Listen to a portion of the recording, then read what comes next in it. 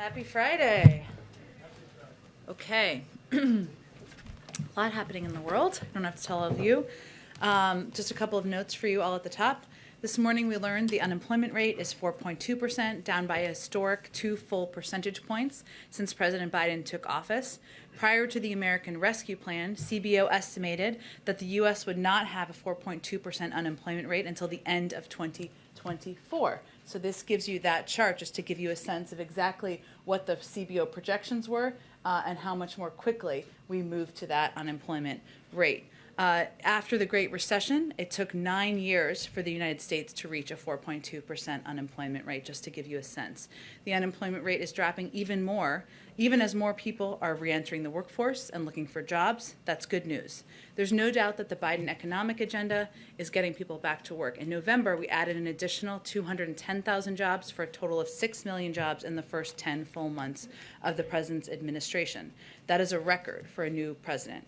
Wages are also up, and thanks to the American Rescue Plan, the president and congressional Democrats delivered significant tax cuts for families raising kids. On average, Americans have about $100 more in their pockets each month than they did last year, even accounting for higher prices. The United States is the only leading economy in the world where household income and the economy are stronger than they were before the pandemic.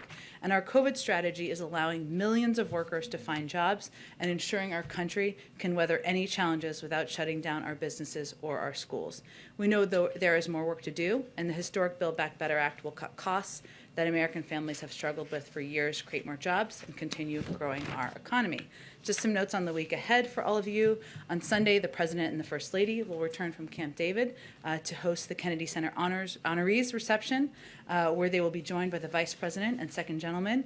They will then attend the 44th Kennedy Center Honors.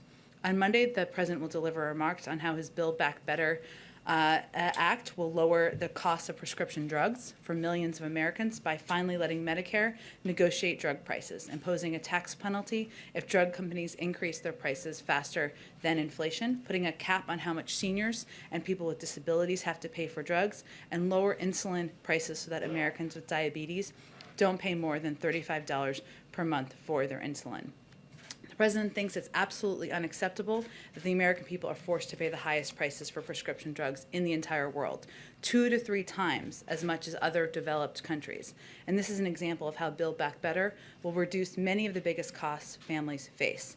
On Thursday and Friday, the President will host the Virtual Summit for Democracy, bringing together over 100 participants representing governments, civil society, and private sector leaders. The President will deliver the summit's opening and closing remarks and will participate in plenary sessions. I know we've previewed some components of that, and we'll have more in the coming days. Go ahead.